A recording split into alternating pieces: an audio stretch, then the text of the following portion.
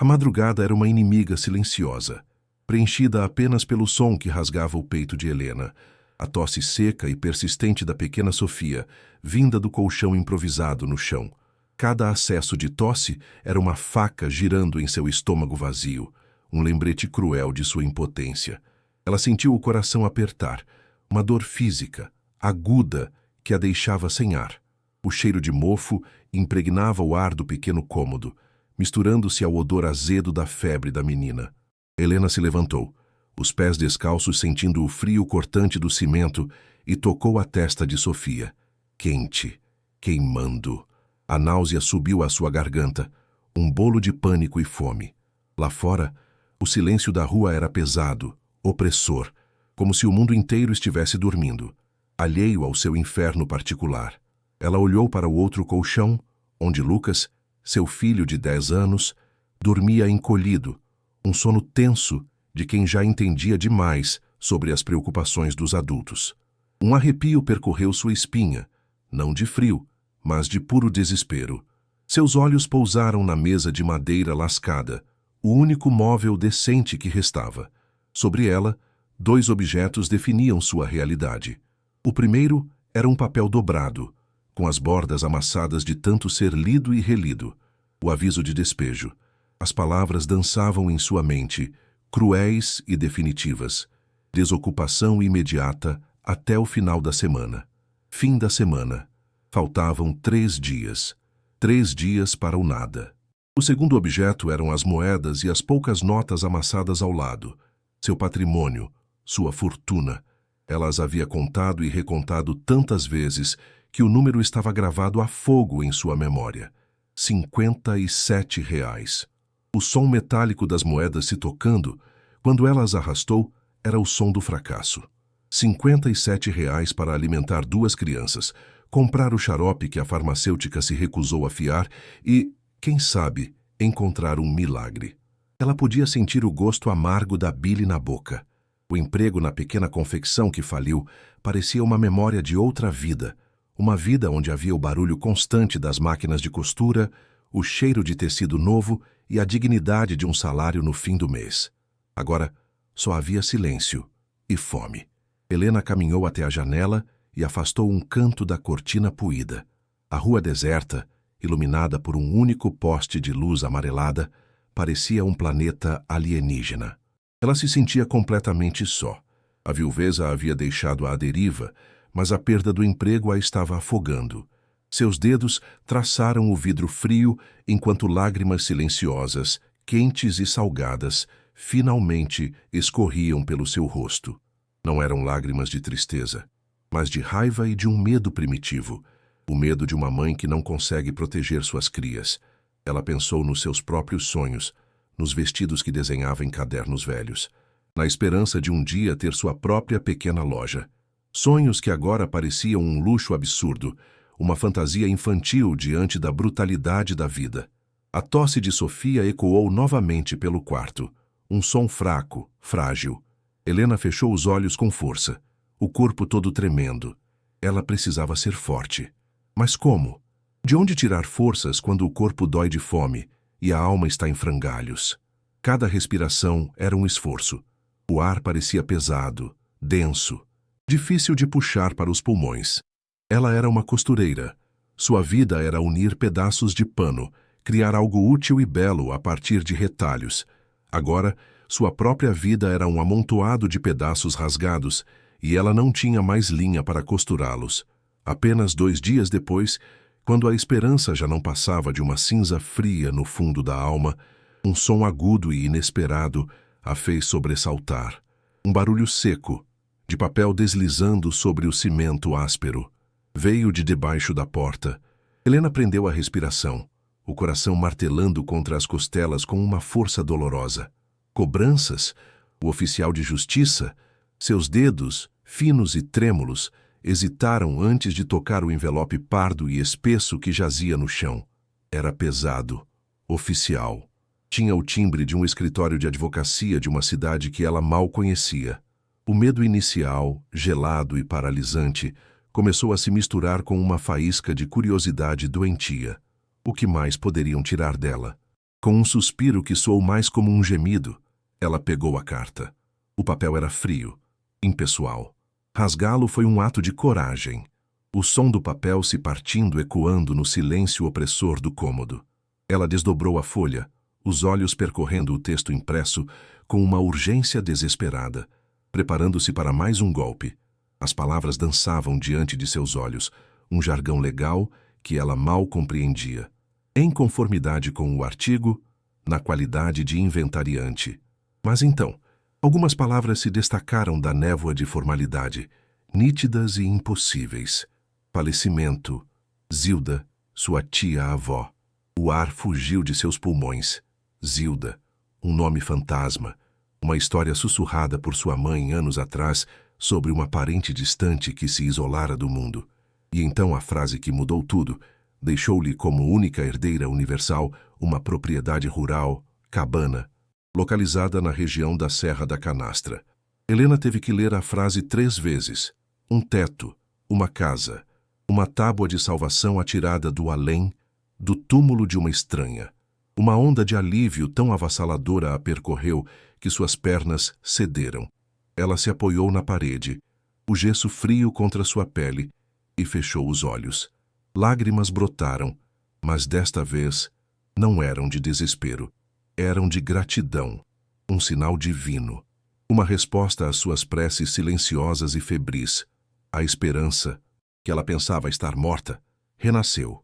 Não houve hesitação. A decisão foi instantânea, visceral. Aquela carta não era uma opção. Era um decreto de sobrevivência. Naquela mesma tarde, Helena vendeu a mesa de madeira lascada e o velho fogão de 2 bocas por uma quantia miserável, mas suficiente para as passagens de ônibus. O homem que comprou os móveis os arrastou para fora, deixando ecos fantasmagóricos e espaços vazios no pequeno cômodo. Marcas mais claras da miséria que ela estava prestes a abandonar. Ela sentiu o coração mais leve. A cada objeto que partia, um pedaço de seu passado doloroso ia junto. O dinheiro das passagens, guardado num bolso interno de sua saia, parecia queimar, uma promessa quente de um futuro. Ela olhou para Lucas, que observava tudo com olhos grandes e silenciosos. "Nós vamos ter uma casa, meu filho", ela sussurrou, a voz embargada pela emoção. Uma casa de verdade. Pela primeira vez em meses, ela viu um brilho de esperança infantil retornar ao rosto dele, e isso bastou para apagar qualquer dúvida. O ato de fazer as malas foi rápido e brutalmente simples. Havia tão pouco para levar. Uma mala velha de papelão, amarrada com barbante para não se abrir, continha todas as suas posses mundanas. Algumas roupas gastas para ela e para as crianças, a única panela que restou, os pratos de plástico, a fotografia desbotada de seu falecido marido e o pequeno cobertor de Sofia. Cada item era um lembrete de uma vida de perdas, mas agora, ao colocá-los na mala, ela os sentia como sementes de um novo começo. O som da cidade, que antes a oprimia, agora parecia distante, um zumbido de fundo para sua partida iminente. O barulho do trânsito, as sirenes, as vozes dos vizinhos discutindo, tudo se tornava a trilha sonora de uma prisão da qual ela finalmente estava escapando. Aquele cubículo mofado não era mais seu lar. Era apenas a última parada antes da liberdade. Ela se sentia como uma exploradora, partindo para uma terra desconhecida e promissora, impulsionada por nada além da fé cega e da força do desespero. A rodoviária era um caos de sons e cheiros. O anúncio estridente das partidas nos alto-falantes, o cheiro de diesel misturado com o de salgados fritos, o mar de gente se acotovelando, cada rosto com sua própria história de partida ou chegada. Helena segurava a mão de Lucas com força, enquanto Sofia dormia em seu colo, um peso quente e precioso. Ela se sentia invisível no meio da multidão, apenas mais uma alma à deriva, mas, por dentro, uma chama ardia. O bilhete de papel fino em sua mão era o objeto mais valioso que possuía. Representava quilômetros de distância de seu despejo, de sua fome, de sua humilhação. Ela encontrou um banco de plástico duro e sentou-se, o corpo exausto, mas a mente elétrica. Observou as famílias se despedindo, os vendedores ambulantes gritando suas ofertas. Tudo parecia vibrante, vivo. A miséria ainda estava lá, em suas roupas velhas e em seu estômago roncando. Mas a esperança a revestia com uma armadura invisível. O futuro era uma cabana na serra, um pedaço de chão para chamar de seu. O som do motor do ônibus roncando foi como música, um som grave e poderoso que prometia movimento, progresso. Helena acomodou as crianças na poltrona ao lado da janela, o vinil gasto do assento grudando em sua pele sob o calor abafado. Quando o ônibus finalmente começou a se mover, ela sentiu uma liberação física, como se correntes invisíveis estivessem sendo rompidas. Ela olhou para trás uma última vez, vendo as ruas sujas e os prédios cinzentos de seu bairro diminuírem até se tornarem uma mancha indistinta. Não sentiu nostalgia, apenas um alívio profundo e visceral. Lucas estava com o rosto colado no vidro, os olhos maravilhados com a velocidade, com o mundo que passava borrado. Helena ajeitou Sofia em seu colo, que resmungou em seu sono febril, mas não acordou. A jornada seria longa. O vendedor de passagens havia dito. Mas o que eram horas de desconforto perto de uma vida inteira de incertezas? Pela primeira vez, o tempo estava a seu favor, levando-a para longe do perigo e em direção à sua salvação. A viagem se arrastou por horas intermináveis, uma monotonia de sol e poeira. A paisagem pela janela se transformou lentamente. Os prédios deram lugar a subúrbios, que deram lugar a campos abertos, e, finalmente, a colinas verdes que ondulavam até o horizonte. Helena sentia cada solavanco do ônibus em seus ossos cansados. O cheiro de poeira e suor preenchia o ar. Ela dividiu o único pão que conseguiu comprar com Lucas, mastigando devagar para fazer durar. A fome era uma dor constante e familiar, mas hoje ela era suportável, ofuscada pela expectativa.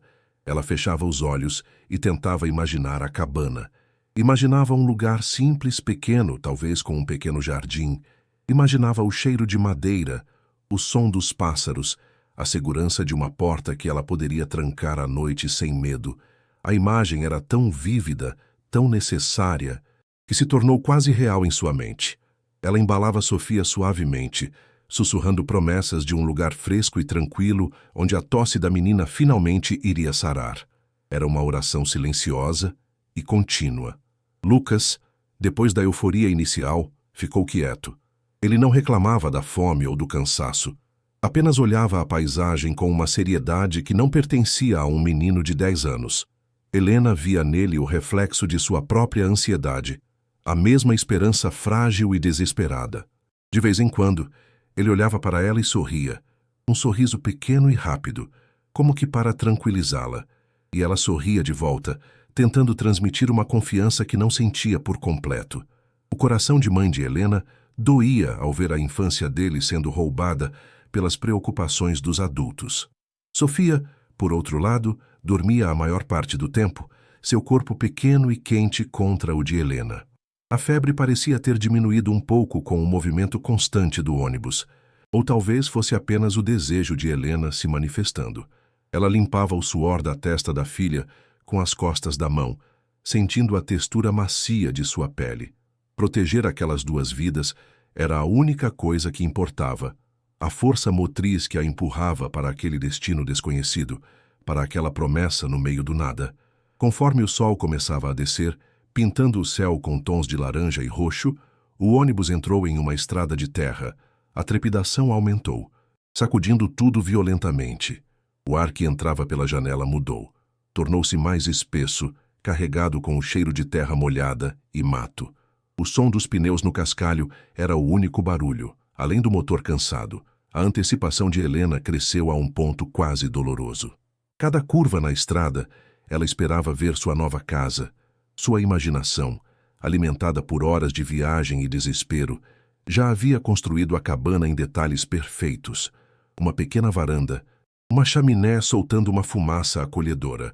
Ela podia sentir a náusea subindo à sua garganta novamente, mas desta vez era uma náusea de ansiedade, de expectativa. Estava perto. Tinha que estar. O motorista gritou o nome de uma parada que não era mais do que uma encruzilhada poeirenta. Fim da linha para a Serra da Canastra. Daqui é a pé. O coração de Helena deu um salto. Ela havia chegado. O começo de sua nova vida. O som da porta do ônibus se fechando e do motor se afastando foi engolido por um silêncio profundo e absoluto. Um silêncio que Helena nunca havia experimentado na cidade. Era pesado, preenchido apenas pelo zumbido de insetos e pelo farfalhar do vento na vegetação alta. Ela, Lucas e Sofia estavam sozinhos no meio do nada. O ar era úmido e denso, difícil de respirar. O cheiro de mato e terra era avassalador. Helena olhou para o mapa rudimentar que o advogado lhe enviara. Uma linha torta indicava um caminho de terra que se perdia na vegetação. É por aqui, ela disse, mais para si mesma do que para Lucas. Pegou a mala de papelão com uma mão e ajeitou Sofia, agora acordada e chorosa, em seu outro braço. O peso era imenso. Cada passo na estrada de terra fofa exigia um esforço tremendo. O sol poente lançava sombras longas e assustadoras. O suor escorria por seu rosto, misturando-se com a poeira. A esperança ainda a impulsionava, mas uma nova sensação começou a se infiltrar, um frio pressentimento de isolamento. A caminhada parecia durar uma eternidade. A mala de papelão rasgava em suas mãos, o barbante cortando sua pele.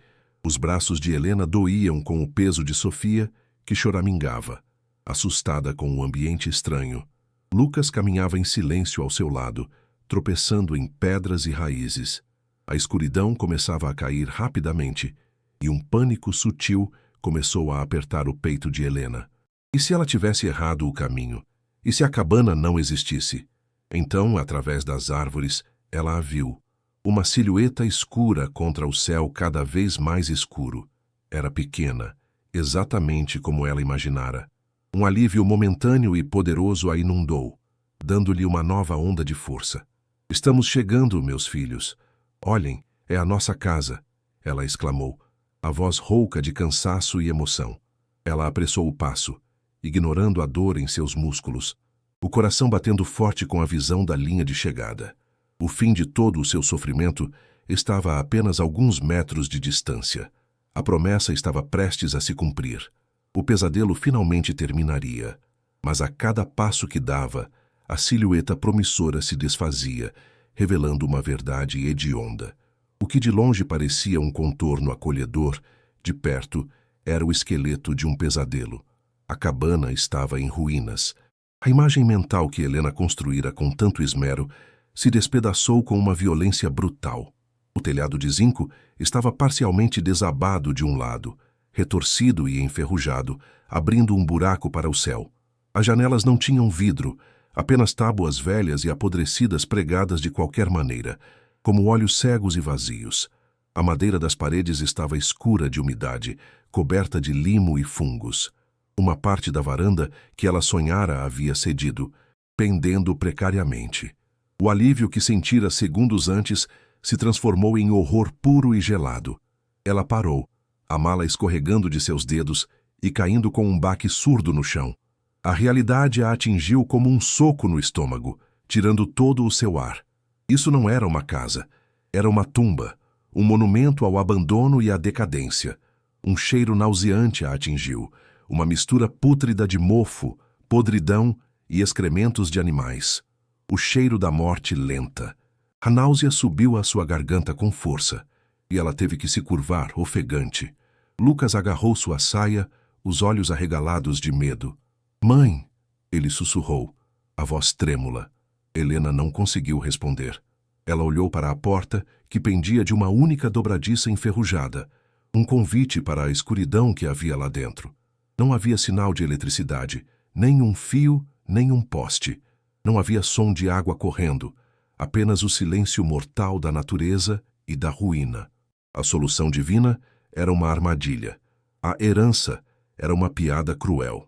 Ela havia gasto seu último centavo, vendido suas últimas posses, arrastado seus filhos por centenas de quilômetros para chegar a um lugar infinitamente pior do que aquele de onde fugira. Pelo menos no seu antigo quarto, havia uma lâmpada, uma torneira, vizinhos. Aqui havia apenas o nada, um isolamento absoluto e aterrorizante. Com um esforço sobre-humano, ela empurrou a porta rangente. A escuridão lá dentro era total, e o cheiro de podridão se intensificou. O som de algo pequeno e rápido correndo pelo chão fez seu sangue gelar. Ratos. Ela sentiu um arrepio percorrer sua espinha. O chão de madeira estava úmido e escorregadio. Goteiras do telhado furado haviam criado poças de água parada e lamacenta.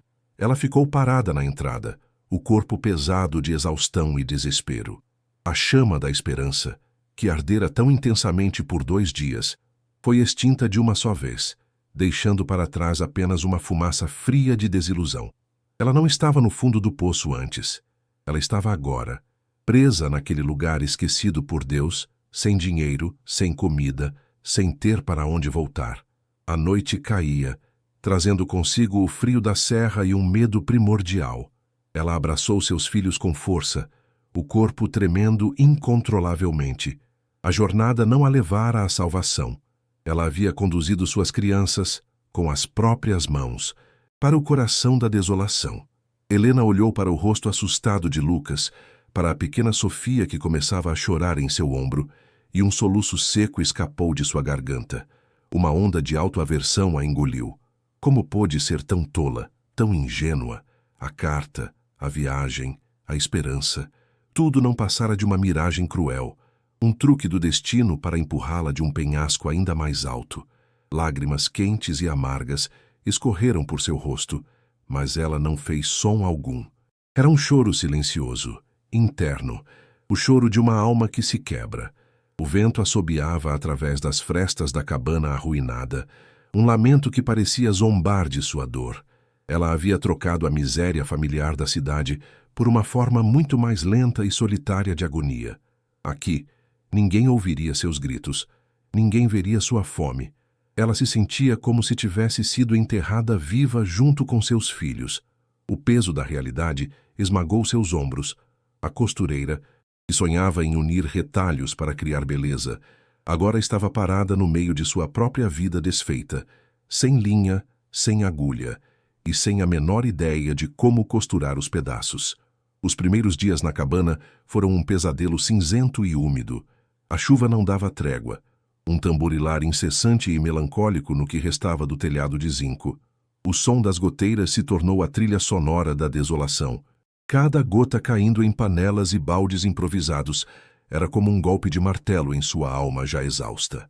Helena sentia o frio úmido se infiltrar em seus ossos, uma sensação pegajosa que nem o calor dos corpos de seus filhos conseguia afastar. O cheiro de mofo era tão forte que parecia ter gosto. Um sabor de terra e podridão que impregnava a pouca comida que ainda tinham. A tosse de Sofia piorara com a umidade, um som fraco e rouco que cortava o silêncio da noite, enchendo o coração de Helena com um pânico gelado. A esperança, que morrera na chegada, agora estava sendo pisoteada e encharcada pela realidade implacável daquele lugar. Ela passava as horas acordada, apenas ouvindo a chuva e a respiração difícil de seus filhos, sentindo-se uma prisioneira em uma cela de madeira podre. Numa tarde particularmente sombria, quando a chuva se transformou em uma garoa fina e persistente, Helena tentava, com uma determinação nascida do puro desespero, pregar uma tábua solta na parede para bloquear o vento cortante que invadia o cômodo. O martelo era uma pedra pesada e os pregos, enferrujados e tortos, que encontrara no chão. O som das marteladas era abafado, fraco. Seus braços doíam. Seu estômago roncava com uma fome que já se tornara crônica. O desânimo era uma capa pesada sobre seus ombros. Cada tarefa inútil, cada esforço para tornar aquele lugar minimamente habitável, apenas ressaltava a futilidade de sua situação. Ela olhou para a cabana, para o chão sujo de terra, para as paredes manchadas de umidade. Sentiu a náusea subir à garganta. Era uma batalha perdida, uma luta contra a própria decadência do lugar. Ela parou, a pedra na mão, a respiração ofegante, e fechou os olhos. Por um instante, desejou simplesmente deitar no chão úmido e não levantar mais. Deixar que o mofo e o tempo a consumissem. Foi nesse momento de quase rendição que o curso de seu destino mudou. Lucas, que até então estava encolhido em um canto, desenhando figuras abstratas na poeira do chão com um graveto, levantou-se. O tédio e a energia contida de uma criança de 10 anos não podiam ser suprimidos para sempre, mesmo pela miséria. Ele começou a explorar o canto mais escuro e intocado da cabana, uma área onde o assoalho de madeira parecia mais intacto, protegido pelo que restara de uma saliência do telhado. Helena o observava com o canto do olho, apática demais para intervir. Ele caminhava devagar, testando o chão com a ponta do pé, como um explorador em território desconhecido. O ar ali era mais denso, com um cheiro forte de poeira antiga e algo mais, um cheiro seco, quase como o de papel velho. Ele arrastava os pés e a madeira rangia sob seu peso. Mas então, um som diferente chamou sua atenção. Um baque surdo, oco. Não era um rangido, era o som de algo que se moveu, que cedeu. O som de uma peça solta. A curiosidade infantil, uma força mais poderosa que o medo, tomou conta de Lucas. Ele se agachou, o coração de menino batendo um pouco mais rápido. "Mãe, olha!" ele chamou, a voz ecoando na cabana silenciosa. Helena virou a cabeça lentamente, a apatia ainda pesando em seus movimentos. Lucas batia com o nó dos dedos em uma das tábuas do assoalho. O som era inconfundivelmente oco. Ele forçou as pontas dos dedos na fresta entre as tábuas, a madeira áspera arranhando sua pele. Com um esforço, sentiu a tábua ceder. Um arrepio percorreu sua espinha. Havia algo ali embaixo. Com um puxão mais forte, a tábua se soltou, revelando um pequeno compartimento escuro e empoeirado no contrapiso. O cheiro de pó e de tempo confinado subiu do buraco, um aroma que não pertencia àquela cabana úmida. Helena, vendo a excitação genuína nos olhos do filho pela primeira vez em dias, sentiu uma faísca de interesse. Ela se aproximou, o coração ainda pesado, mas agora com um pingo de curiosidade. O que poderia haver ali, além de mais sujeira e ninhos de aranha? Lucas enfiou a mão no buraco escuro sem hesitar. Seus dedos tocaram algo frio e duro, e depois algo macio, envolto em tecido. Com cuidado, ele puxou o objeto para a luz fraca que entrava pelas frestas. Era um pequeno embrulho, feito de um pano de prato antigo, puído e amarelado pelo tempo. O tecido estava tão frágil que quase se desfez em suas mãos. Helena se ajoelhou ao lado dele, a respiração presa na garganta. Juntos, eles desenrolaram o pano com uma delicadeza quase reverente. Dentro, duas coisas repousavam. A primeira era uma pequena chave de latão, quase preta pela oxidação, com um desenho ornamentado na cabeça. Era pesada, sólida, uma chave para uma fechadura importante. A segunda era um diário de capa dura, preta, sem nenhuma inscrição. A capa estava gasta nas bordas, mas o objeto estava surpreendentemente bem preservado, protegido da umidade pelo pano e pelo esconderijo secreto. Um silêncio caiu sobre eles, quebrado apenas pelo som da garoa lá fora. Aquele diário e aquela chave não pertenciam àquele mundo de ruína. Eram ecos de outra história. Helena pegou o diário. A capa de couro sintético era fria e lisa sob seus dedos. Ela sentiu um calafrio percorrer seu corpo, uma mistura de medo e fascínio. Aquele objeto parecia carregar o peso de anos de segredos. Quem o escondeu ali? E por quê? Ela passou o polegar pela lombada, sentindo a textura do tempo. Lucas olhava para a chave, virando-a na mão, o metal frio contrastando com o calor de sua pele. "Para que serve, mãe?" ele sussurrou, os olhos brilhando. Helena não tinha resposta. Seu coração, que estivera dormente por dias, começou a bater mais forte, um ritmo de ansiedade e expectativa. Ela abriu o diário. As páginas estavam amareladas, mas a caligrafia era firme e elegante, feita com uma caneta de tinta azul que desbotara para um tom fantasmagórico. O cheiro de papel velho e de segredos guardados subiu das páginas, enchendo suas narinas. Era a letra de uma mulher. Ela podia sentir. A primeira página tinha uma data, quase 40 anos atrás, e uma única frase, escrita com mais força que as outras: "Que Deus me perdoe." As mãos de Helena tremiam enquanto ela folheava as páginas. Eram relatos do dia a dia, descrições da solidão, do trabalho duro, do medo. A autora, que ela logo entendeu ser sua tia-avó Zilda, escrevia sobre o isolamento, sobre os sons da noite, sobre uma culpa que a consumia, mas não havia menção ao esconderijo ou à chave. Helena sentiu uma ponta de frustração. Estava prestes a fechar o diário, a descartá-lo como os delírios de uma velha solitária, quando uma passagem, quase no meio do livro, prendeu seu olhar. A caligrafia ali era mais apressada, quase frenética. Zilda escrevia sobre uma tempestade, não uma tempestade de chuva, mas de homens, de ganância. E então, a frase que fez o ar faltar em seus pulmões. Escondi o fruto da injustiça, a semente da vingança, no único lugar seguro. O nosso abrigo contra a ganância do homem, onde a terra bebe a chuva e guarda o frio. Helena leu a frase 2, 3 vezes. Abrigo contra a ganância do homem. Não era uma metáfora. Era uma pista, um mapa. Onde a terra bebe a chuva. Helena sussurrou para si mesma. Seus olhos se arregalaram. Ela se levantou de um salto, o diário ainda aberto em suas mãos. Uma cisterna, uma antiga cisterna seca. Era a única explicação lógica. Um lugar feito para coletar água, onde a terra bebe a chuva. A apatia que a dominava se desfez completamente, substituída por uma adrenalina febril. Lucas, fique aqui com a Sofia. Não saia por nada. Ela ordenou, a voz firme e urgente. Ela agarrou a chave de latão da mão dele, o metal frio agora parecendo queimar em sua palma. Saiu da cabana, sem nem sentir o frio da garoa em sua pele. Seus olhos varriam o terreno ao redor da casa, procurando por qualquer sinal, qualquer indício. O mato era alto, a terra era um lamaçal, mas ela não se importava. Estava possuída por um propósito, guiada pelas palavras enigmáticas de uma mulher morta. Ela começou a andar em círculos, expandindo a busca, o coração martelando no peito.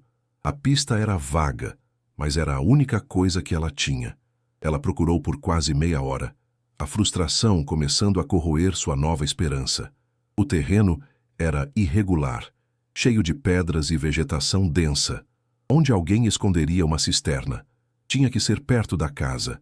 Tinha que ser acessível, mas oculto. Ela parou, tentando pensar como Zilda. Uma mulher vivendo com medo, querendo esconder algo precioso. Não seria em campo aberto, seria em um lugar protegido, disfarçado. Seus olhos pousaram em uma grande moita de espinhos, densa e impenetrável, que crescia anormalmente perto de uma das paredes laterais da cabana. Ninguém se aproximaria dali voluntariamente. Era o disfarce perfeito. Sentindo o coração acelerar novamente, ela pegou um galho grosso do chão e começou a bater nos espinhos, abrindo um caminho à força. Os espinhos rasgavam sua pele, arranhavam seus braços, mas ela mal sentia a dor, focada apenas no que poderia estar por trás daquela barreira vegetal. A cada galho que quebrava, mais seu instinto gritava que estava no lugar certo. Depois de alguns minutos de luta, ela conseguiu abrir um pequeno vão na moita, e então ela viu, coberta por folhas e galhos caídos, quase completamente mimetizada com o chão, havia uma estrutura de concreto, uma borda circular com uma tampa de madeira pesada e escura no centro. A tampa da cisterna. Um grito de triunfo ficou preso em sua garganta. Estava ali, exatamente como o diário sugeria. Ela se ajoelhou na lama, o corpo tremendo de excitação e nervosismo. A tampa de madeira tinha uma argola de ferro e, ao lado dela, um grande cadeado de ferro fundido, coberto por uma camada grossa de ferrugem vermelha. Parecia que não era aberto há décadas. O cadeado parecia uma sentinela silenciosa, guardando o segredo da cisterna. Helena olhou para a pequena chave de latão em sua mão, tão pequena e delicada em comparação com o cadeado brutal. Por um momento, a dúvida a assaltou. E se não servisse? E se tudo aquilo fosse uma coincidência cruel? Mas ela tinha que tentar. Tinha que saber o que Zilda escondera com tanto cuidado. Com as mãos trêmulas, ela limpou a ferrugem e a sujeira da fechadura do cadeado. O buraco da chave era pequeno, quase obstruído. Ela inseriu a ponta da chave de latão. Encaixou-se. Um arrepio elétrico percorreu seu corpo. Não era coincidência. Ela segurou a respiração e girou a chave.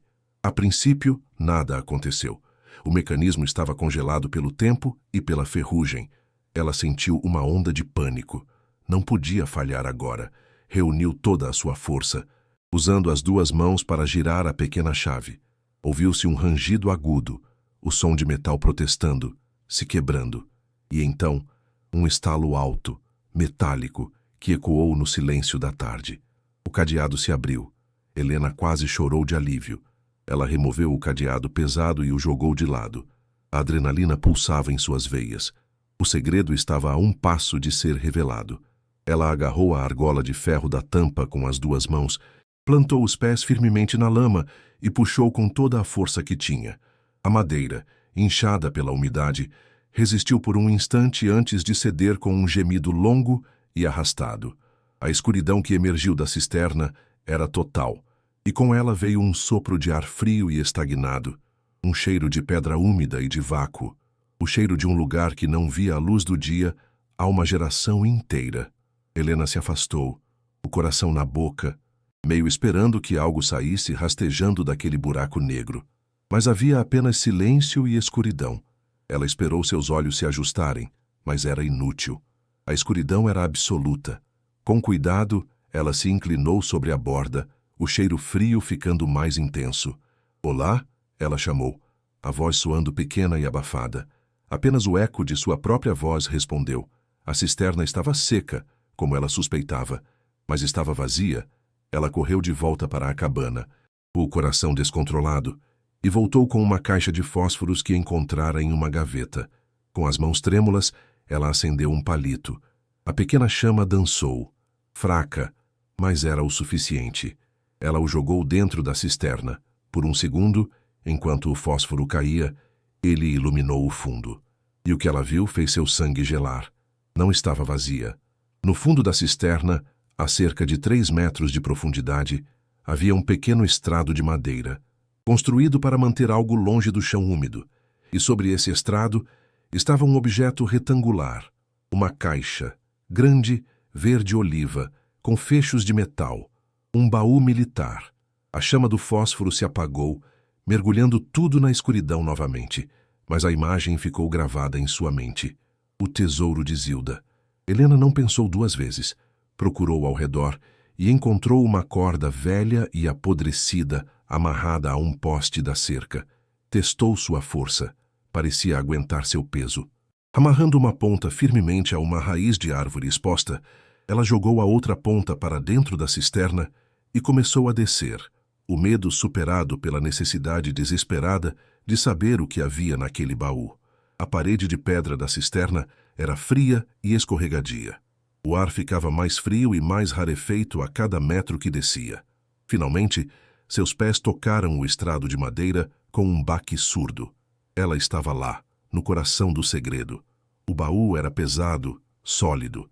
Tinha o cheiro de metal e óleo, um cheiro de guerra e de coisas guardadas às pressas.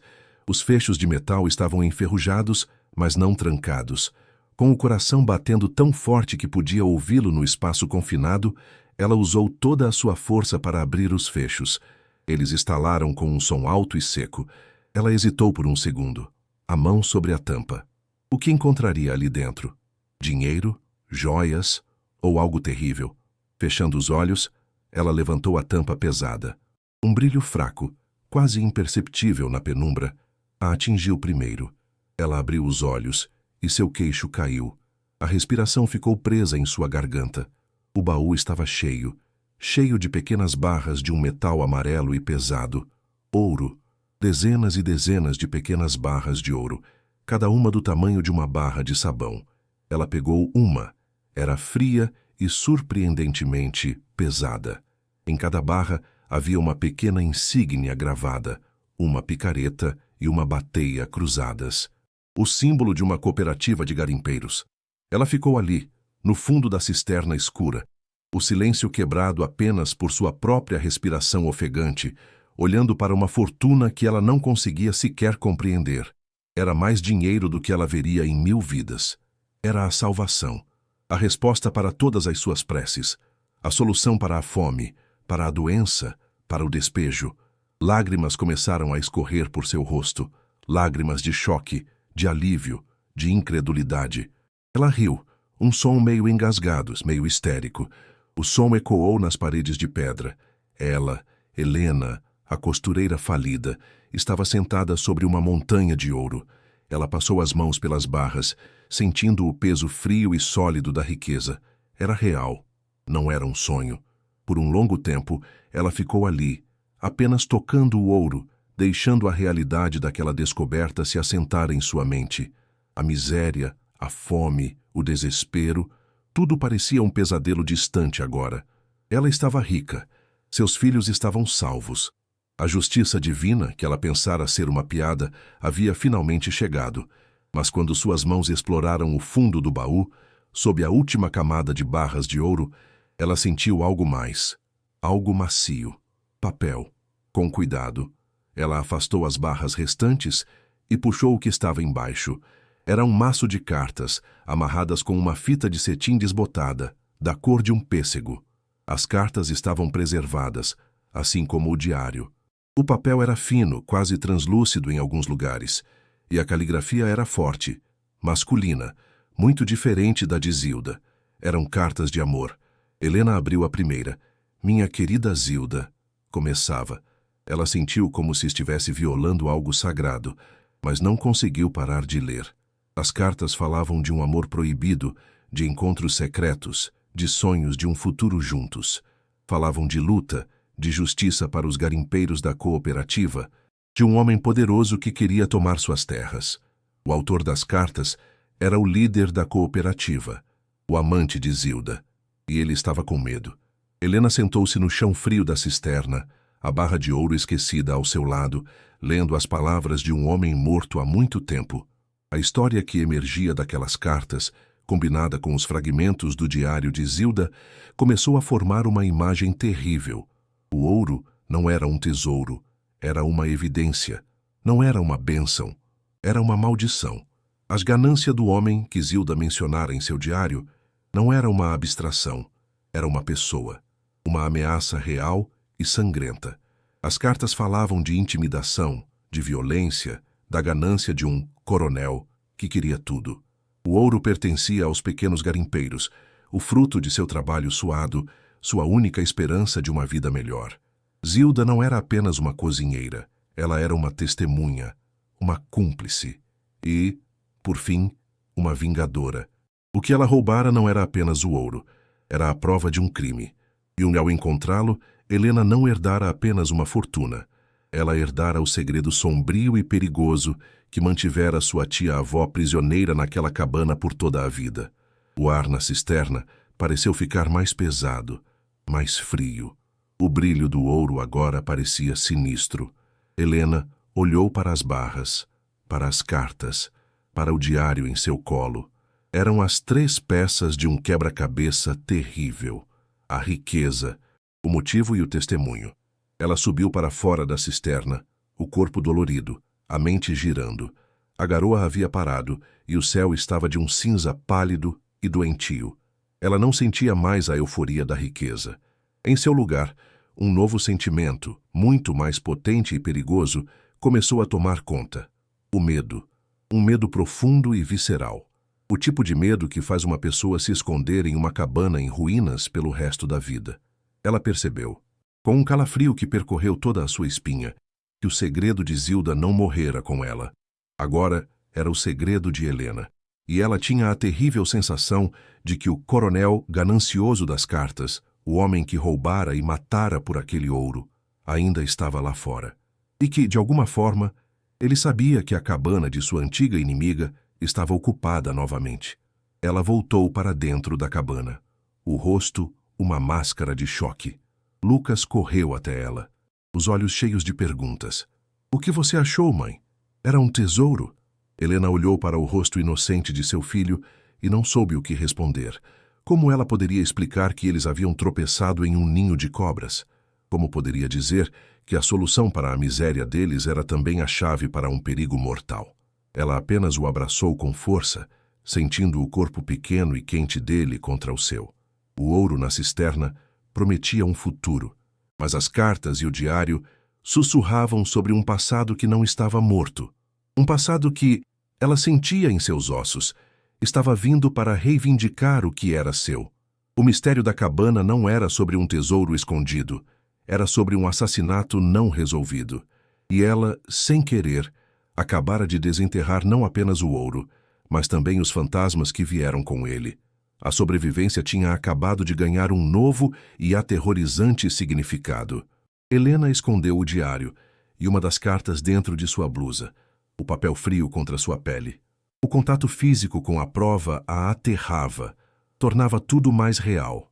Ela instruiu Lucas a colocar a tábua do assoalho de volta no lugar, fazendo-o prometer que não contaria a ninguém, nem mesmo a Sofia quando ela crescesse, sobre o que haviam encontrado. O menino, percebendo a gravidade aterrorizante no tom de sua mãe, assentiu em silêncio, os olhos grandes e sérios. A infância dele, que já fora roubada pela pobreza, agora estava sendo assombrada por um segredo perigoso. Helena sentiu o coração apertar de culpa. Ela havia arrastado seus filhos para isso. O som da tábua sendo recolocada no lugar foi como o de uma porta de cela se fechando. O segredo estava guardado de novo, mas agora ela sabia que ele estava lá, pulsando sob seus pés, uma bomba relógio esperando para explodir a qualquer momento.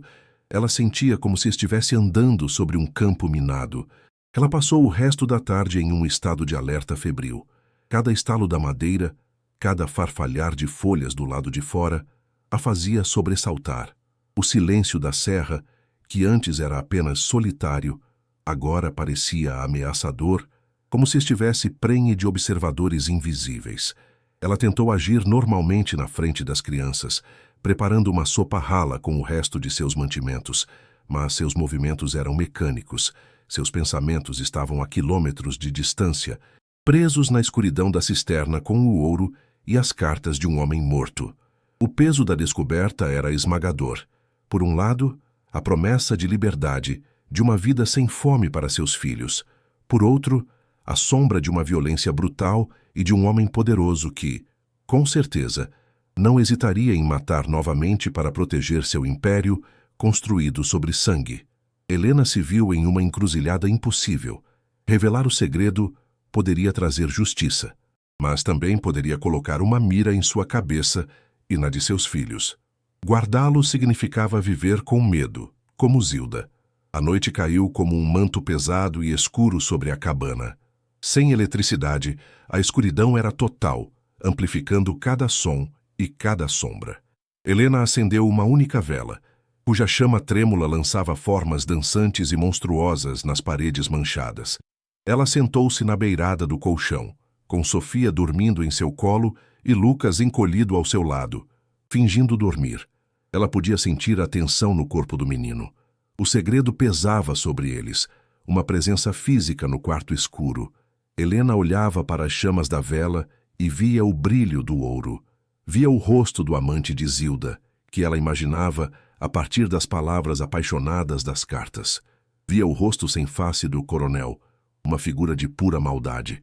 Ela estava presa na história deles agora. A costureira, que só queria remendar sua própria vida, havia puxado o fio errado e estava desfazendo uma tapeçaria de crimes e segredos enterrados há muito tempo.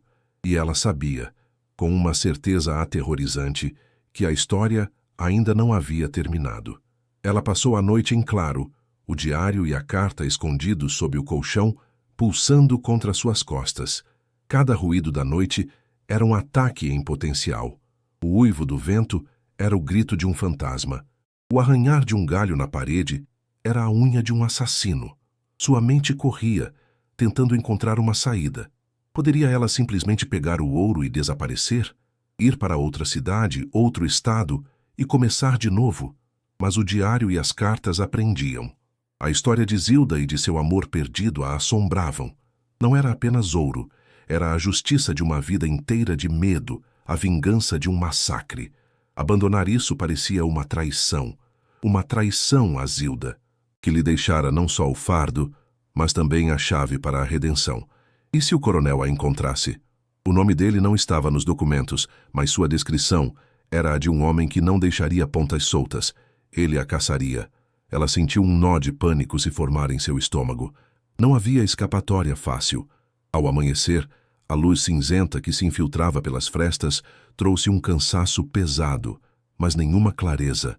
Helena se sentia encurralada. O ouro na cisterna era ao mesmo tempo sua salvação e sua potencial destruição. Era uma fortuna que poderia comprar sua liberdade, mas o preço poderia ser sua vida. Ela olhou para os filhos, dormindo pacificamente por um breve momento, alheios ao perigo que os rodeava. Um amor feroz e protetor a invadiu, dando-lhe uma nova resolução. Ela não viveria com medo. Ela não seria a próxima Zilda, definhando em uma prisão autoimposta. Ela precisava entender a história completa. Precisava saber o nome de seu inimigo. O diário e as cartas eram o começo, mas ela sentia que faltava uma peça. A peça que conectava o passado sangrento ao presente. A peça que daria um nome e um rosto à ganância do homem. E ela teria que encontrá-la. Não importava o risco. O mistério se tornara sua única arma. Com uma nova determinação, ela releu as passagens mais importantes do diário e das cartas, procurando por nomes, lugares, qualquer detalhe que tivesse deixado passar. A cooperativa, a data do massacre, a descrição física do coronel, eram pistas, fragmentos. Ela precisava transformá-los em um escudo, em uma arma. A costureira dentro dela despertou. Sua vida inteira fora sobre pegar retalhos e criar algo coeso e forte. Era isso que ela faria agora. Ela pegaria os retalhos da história de Zilda, as linhas das cartas de amor e o peso do ouro para costurar um plano. Um plano que a tiraria daquela miséria, daria um futuro aos seus filhos e, talvez, apenas talvez, traria a justiça que esperava há 40 anos no fundo de uma cisterna escura. O medo ainda estava lá, um nó frio em seu estômago, mas agora ele tinha um companheiro, uma raiva fria e uma determinação de aço. O jogo havia mudado. Ela não era mais uma vítima do destino. Ela era uma jogadora. O som de cascalho sendo esmagado por pneus a fez congelar. Veio da estradinha de terra que levava à cabana, um som que não pertencia àquele lugar. O som de um motor, um carro. Um arrepio de puro terror percorreu a espinha de Helena. Era cedo demais, rápido demais. Ela agarrou Lucas e o puxou para perto, colocando um dedo nos lábios. Correu para a fresta na parede que servia de janela, o coração batendo descontroladamente contra suas costelas. Uma caminhonete de luxo, preta e reluzente, barulhenta e incongruente com a paisagem. Parou a poucos metros da cabana arruinada. O contraste era chocante. A riqueza e o poder parados diante da mais abjeta miséria. A porta do motorista se abriu e um homem desceu. Alto, de ombros largos, vestido com roupas de fazendeiro impecavelmente limpas. Usava um chapéu caro e botas de couro polido. Mesmo à distância, ele exalava um ar de poder e autoridade. O coração de Helena parou. Ela sabia, com uma certeza que gelou sua alma, quem ele era. O passado não estava vindo. Ele havia chegado. O homem desceu do veículo com uma lentidão deliberada. Um predador que sabe que a presa não tem para onde fugir. Helena sentiu o ar ser expulso de seus pulmões. Um aperto gelado em seu peito, que era mais doloroso que a fome. As mãos dele eram grandes, calejadas, mas as unhas limpas. Um anel de ouro grosso brilhava em seu dedo, captando a luz pálida da manhã. Ele ajeitou o chapéu, o rosto ainda na sombra, e seu olhar varreu a propriedade em ruínas. Não era um olhar de surpresa, mas de avaliação, de posse. Helena recuou da fresta, o coração martelando em seus ouvidos. Um som tão alto que ela temeu que ele pudesse ouvi-lo do lado de fora. As palavras do diário de Zilda, que antes eram uma história trágica, agora se tornaram um roteiro de seu próprio pesadelo iminente. Ela sabia, com a certeza dos condenados, que aquele era o Coronel Valdemar. O homem cuja ganância envenenara a vida de sua tia-avó e que agora, como um fantasma de carne e osso, vinha assombrá-la.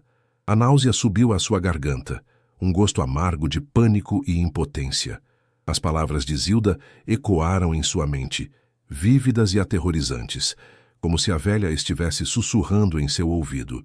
Coronel Valdemar chegou hoje com aquele sorriso que não alcança os olhos. Falou em progresso, em unificar as terras, mas o que eu ouvi em sua voz foi o som da cobiça. Ele quer o ouro da cooperativa, quer a terra, e eu vejo o jeito que ele olha para o Antônio, meu Antônio, com um ódio que gela o sangue. Ele disse que o nosso trabalho não valia nada, que éramos parasitas em sua terra. Mas a terra é nossa. O ouro é nosso. Helena sentiu um arrepio percorrer sua espinha. Ela podia quase sentir o cheiro do café que Zilda servia para o assassino de seu amado. Podia ouvir o som da voz dele, melosa e falsa, enquanto planejava o massacre. A história não estava apenas nos papéis. Estava viva, respirando, parada a poucos metros de seus filhos. Aquele homem não era apenas um estranho. Era o monstro dos contos de sua tia, o demônio pessoal que a levara à reclusão e ao medo. E então, as palavras do próprio Antônio, o líder da cooperativa, lidas nas cartas de amor amareladas, se sobrepuseram às de Zilda, uma sinfonia trágica de esperança e medo. Minha Zilda, meu amor, Valdemar nos visitou de novo, fez ameaças, disse que a lei, aqui, é ele. Os homens estão com medo, mas eu não posso desistir. Esse ouro é o futuro de nossas famílias, a chance de nossos filhos não conhecerem a servidão que nós conhecemos. Eu sinto os olhos dele em nós. Eu sei que ele é capaz de qualquer coisa, mas a sua coragem me dá forças. O seu amor é o meu escudo. Quando tudo isso acabar, construiremos nossa casa longe daqui, onde a única lei será a do nosso amor. Me espere. Não tenha medo. Helena apertou os olhos, uma lágrima quente escorrendo. Antônio nunca teve seu futuro. Sua casa nunca foi construída. Ele foi apagado da história por aquele homem que agora caminhava em direção à sua porta. O som de suas botas no cascalho era como o de Paz jogando terra sobre um caixão. O amor de Zilda não fora um escudo forte o suficiente. O clímax da tragédia, a confissão final de Zilda, queimava na memória de Helena. A caligrafia apressada, manchada de lágrimas. Eles vieram à noite, como lobos. Ouvi os gritos, os tiros. Corri para a mata e vi. Oh, meu Deus, o que eu vi! Valdemar estava lá, ele mesmo, com a arma fumegando na mão, sobre o corpo do meu Antônio. O riso dele, aquele som vai me assombrar até o túmulo. Eles pegaram tudo, mas não o ouro principal. Antônio tinha-o escondido, confiado a mim. Então, eu fiz a única coisa que podia. Na confusão, enquanto eles queimavam os barracos, eu roubei o baú do escritório de Valdemar. O ouro que ele já tinha roubado de outros. Vingança e penitência. Agora tenho o peso do sangue deles e o peso do ouro. Que Deus me perdoe, mas este tesouro maldito nunca voltará para as mãos dele. Será a prova e a minha maldição. Helena abriu os olhos. A maldição agora era sua. O homem que estava prestes a bater em sua porta não estava procurando por uma propriedade abandonada. Ele estava caçando a peça final de seu crime, o ouro que Zilda roubara. O som das botas de couro parou bem em frente à porta. Um silêncio pesado caiu, denso e expectante. Helena prendeu a respiração, abraçando Lucas com tanta força que o menino gemeu baixinho. Então, 3 batidas, secas, fortes, autoritárias. Não era o som de quem pede licença, mas de quem ordena que se abra. Helena sentiu as pernas fraquejarem. Fugir, se esconder, tarde demais. Ele sabia que havia alguém ali. Com um esforço monumental, ela controlou o tremor em sua voz. Quem é? Ela perguntou, a voz saindo um fiapo rouco. A resposta veio calma, quase amigável, mas a voz grave parecia atravessar a madeira podre da porta e gelar seu sangue. Sou Valdemar, seu vizinho. Soube que a propriedade da finada Zilda tinha gente nova. Vim dar as boas-vindas. A palavra vizinho soou como uma obscenidade. Boas-vindas soou como uma sentença. Ela sabia que não tinha escolha. Tinha que abrir a porta. Tinha que encarar o assassino de Antônio, o homem que sua tia-avó odiou e temeu por 40 anos. Lentamente, ela se moveu até a porta, o assoalho rangendo sob seus pés. Cada passo era uma tortura.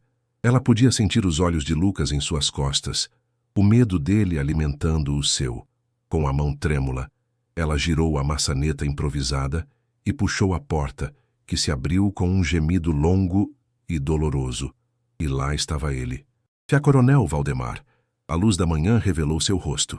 A pele era curtida pelo sol, com rugas profundas ao redor dos olhos, e os olhos eram de um azul pálido, frios como gelo, e a observavam com uma intensidade predatória. Um sorriso fino curvou seus lábios, mas não alcançou seus olhos. Exatamente como Zilda descrevera. Ele era mais velho agora. O cabelo era grisalho, mas a aura de poder brutal e crueldade mal contida era inconfundível. Um cheiro forte de loção pós-barba cara e tabaco invadiu o ar mofado da cabana. Uma violação sensorial. Ele olhou para Helena, de cima a baixo, depois para Lucas e finalmente para o interior miserável da cabana. O desprezo em seu olhar era quase palpável.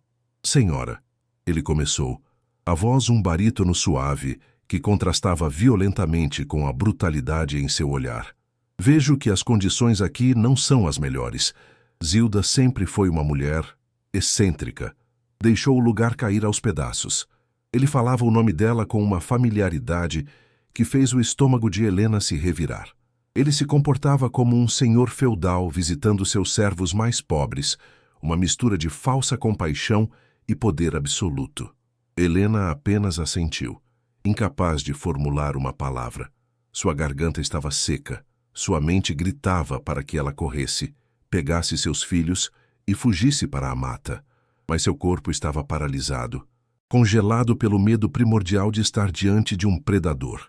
Ele era a personificação da ganância e da violência que ela lera nas páginas do diário.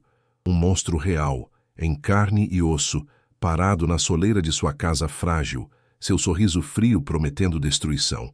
Ele era a história, e ela, a continuação indesejada. Valdemar tirou o chapéu, um gesto de falso respeito que não enganava ninguém. Ele passou os olhos pela ruína mais uma vez. Um brilho estranho em seu olhar quando observou o assoalho de madeira, como se pudesse ver através dele, diretamente para o esconderijo de Lucas. Olha, vou ser direto. Não é lugar para uma mulher de bem criar seus filhos. É isolado, perigoso. Tenho interesse nessas terras para expandir minha fazenda, apenas para unificar a propriedade. Ele fez uma pausa, os olhos de gelo fixos nos dela, tentando ler sua alma. Eu sei que a senhora não tem para onde ir. Então, por consideração à memória da pobre Zilda, estou disposto a lhe oferecer uma ajuda. Ele enfiou a mão no bolso da calça e tirou um maço de notas. Eram notas novas, presas por um clipe de prata. O gesto era casual, humilhante. Ele não estava fazendo uma oferta. Estava jogando esmolas, testando-a, medindo seu desespero e, acima de tudo, sua ignorância. Ele estendeu o dinheiro na direção dela. 5.000 reais. É mais do que este casebre vale. A senhora pode pegar o dinheiro, levar seus filhos e recomeçar em outro lugar. Uma cidade, talvez, longe de todos os perigos que essa serra esconde. O som do valor, 5.000 reais, ecoou na mente de Helena. Uma quantia irrisória, uma ofensa, uma piada macabra diante da fortuna em ouro que estava escondida a poucos metros deles. Naquele instante, Helena entendeu o jogo. Ele não sabia com certeza que o ouro estava ali, mas suspeitava. A chegada dela era uma anomalia que o fez voltar a procurar. A oferta não era para comprar a terra, era para comprar o segredo dela, para ver se ela reagiria, se seus olhos brilhariam com a ganância ou com o conhecimento. Era uma isca, e a forma como ela reagisse determinaria se ela e seus filhos viveriam ou morreriam. O coração de Helena batia descompassado. O mundo inteiro pareceu reduzir-se àquele momento, àquela escolha. Helena olhou para as notas na mão dele, depois para os olhos frios que a perscrutavam.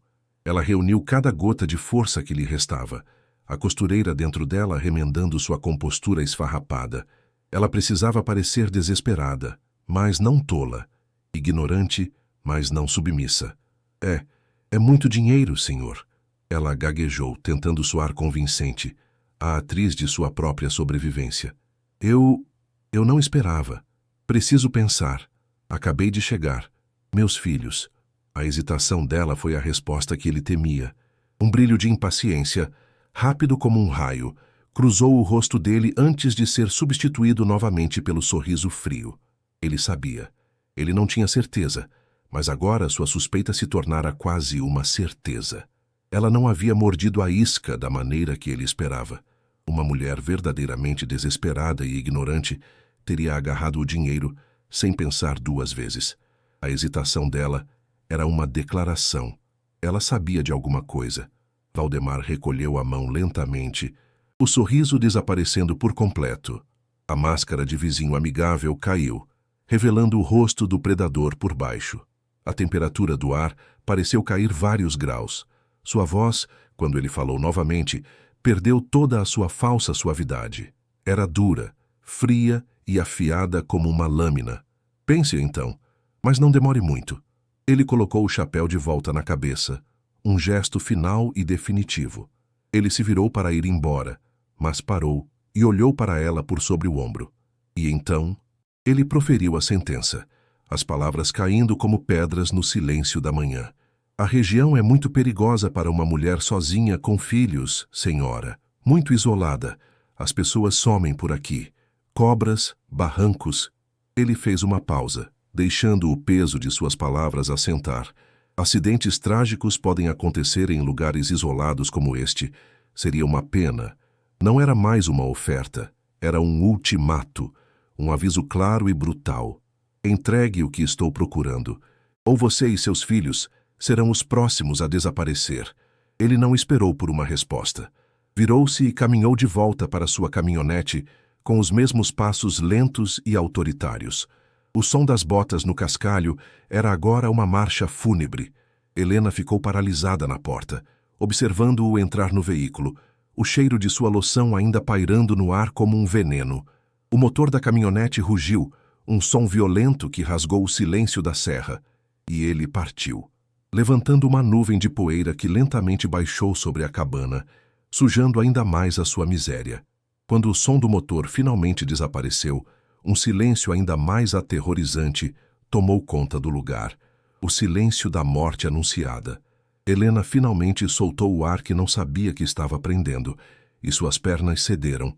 Ela caiu de joelhos na soleira da porta, o corpo tremendo violentamente, o som de seus próprios soluços abafados enchendo o ar. O monstro tinha um rosto, e ele sabia que ela estava ali. O jogo havia começado, e ela era a presa. O peso da ameaça a esmagou. Não era mais uma questão de pobreza ou de um futuro incerto. Era uma questão de vida ou morte, e o tempo estava correndo. O ouro na cisterna, que horas antes parecera uma bênção divina, agora se transformara em um alvo em suas costas. Ela olhou para Lucas, que a abraçava, o rostinho pálido de terror. Olhou para a pequena Sofia, dormindo em seu colchão, alheia ao lobo que acabara de rondar sua porta. O amor protetor que sentia por eles era uma dor física em seu peito. Valdemar voltaria. Ele não era um homem que aceitava um não como resposta. Ele voltaria para tomar o que considerava seu, o ouro e a terra, e para apagar qualquer testemunha, exatamente como fizera com Antônio e os outros garimpeiros. Ela não estava mais lutando contra a fome. Estava lutando contra um assassino poderoso que controlava toda a região, um homem para quem a vida dela e de seus filhos não valia absolutamente nada. Ela se viu encurralada em um dilema impossível, uma encruzilhada moral que definia não apenas seu futuro, mas sua própria alma. De um lado, a promessa de uma riqueza inimaginável. Ela poderia, talvez, desenterrar o ouro naquela mesma noite, pegar seus filhos e fugir para o mais longe que pudesse, rezando para que ele nunca a encontrasse. Viveria como uma fugitiva, olhando por sobre o ombro para o resto da vida, mas seus filhos estariam alimentados. Do outro lado, a justiça, o diário de Zilda, as cartas de Antônio, o testemunho silencioso do ouro, eram armas. Armas que poderiam destruir Valdemar e vingar um massacre esquecido pelo tempo. Mas usar essas armas significava ficar e lutar. Significava enfrentar um homem que matava a sangue frio, arriscando não apenas a sua vida, mas a vida de seus filhos. A covardia segura ou a coragem mortal, a riqueza egoísta ou a justiça perigosa. O caminho de Zilda, a reclusão e o medo, já não era uma opção.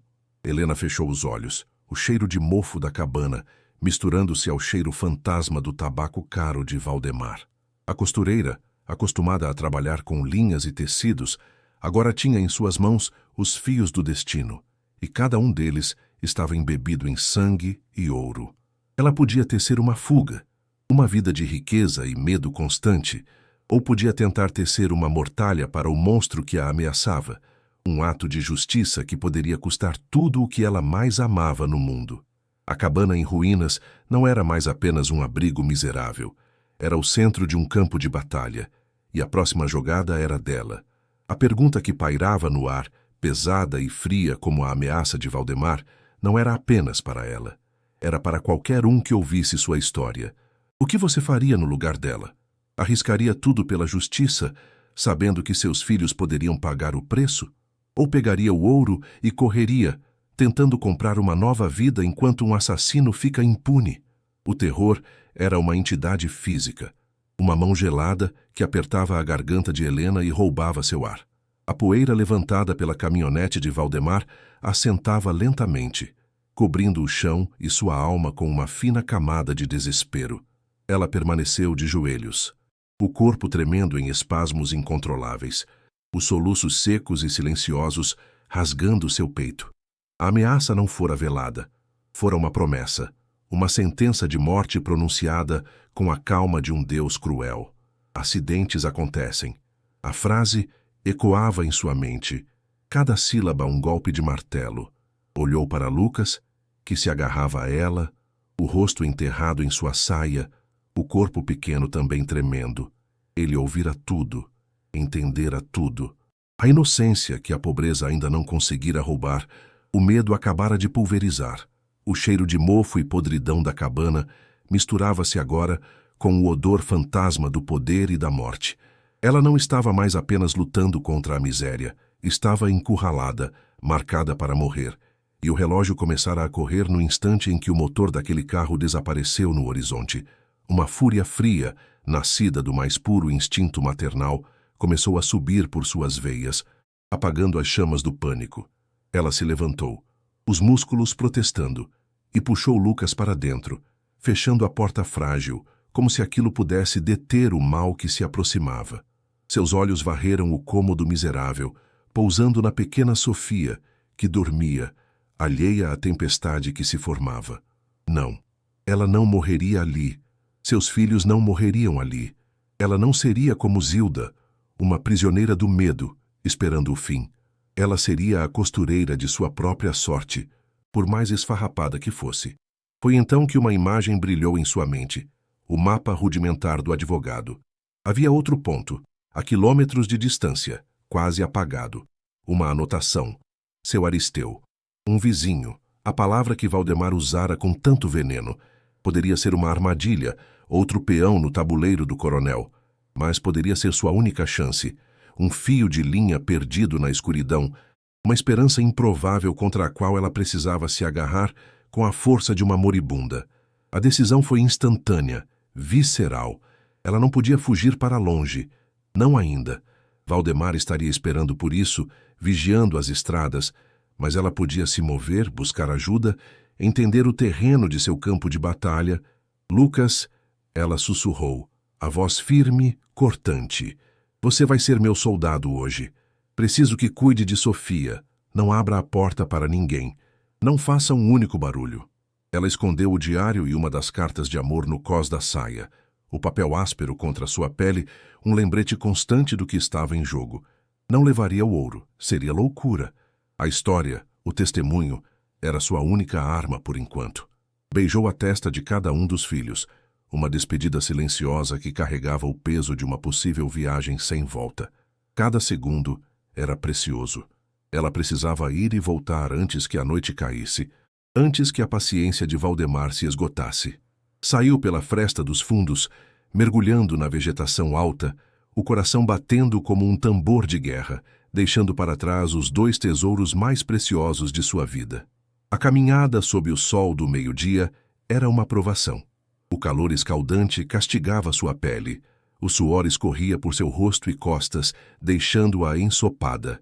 O silêncio da serra, antes opressor, agora era um inimigo ativo. Cada estalo de um galho sob seus pés soava como um tiro. Cada farfalhar de folhas no mato era a aproximação de um capanga. Ela se movia rente às árvores, evitando as clareiras, sentindo-se uma fugitiva em sua própria terra. O cheiro de terra seca e de eucalipto enchia o ar, mas ela mal conseguia respirar, o peito apertado pela ansiedade. A imagem dos olhos frios de Valdemar estava gravada em sua mente. Ela podia senti-los em suas costas, vigiando-a, mesmo à distância. A dúvida a corroía. E se Aristeu fosse um traidor? E se ela estivesse caminhando direto para uma emboscada? Mas a imagem de seus filhos, sozinhos e indefesos na cabana em ruínas, a impulsionava para frente. A paralisia do medo dera lugar a uma determinação cega, a força de uma leoa protegendo suas crias do predador que ronda o território. Após o que pareceu uma eternidade, quando seus músculos queimavam e sua garganta estava seca como o pó da estrada, ela viu uma fina coluna de fumaça subindo preguiçosamente para o céu azul, um sinal de vida no meio do nada. Seguindo a fumaça, ela chegou a uma pequena clareira. Ali, aninhado entre árvores antigas, havia um casebre ainda menor e mais rústico que o seu. Era feito de pau a pique e coberto com sapé, com uma pequena horta ao lado. O lugar tinha um ar de isolamento absoluto, mas também de resiliência, de teimosia. Parecia tão antigo quanto as próprias colinas. Helena hesitou. Escondida atrás de uma árvore, o coração na boca. Aquele podia ser o fim da linha, de um jeito ou de outro. Foi quando a porta do casebre se abriu com um rangido e um homem idoso saiu. Ele era magro, encurvado pelo tempo, a pele escura e enrugada como couro seco. Usava calças remendadas e uma camisa desbotada. Seus cabelos eram uma nuvem branca e rala. Ele se moveu lentamente até a horta e Helena prendeu a respiração.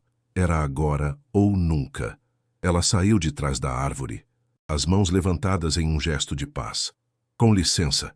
Sua voz saiu mais alta e trêmula do que pretendia. O velho se virou num sobressalto, o corpo subitamente tenso, os olhos fundos e desconfiados, fixando-se nela. Ele segurava uma pequena enxada e a maneira como a empunhou não era a de um jardineiro, mas a de um homem que a usara como arma antes.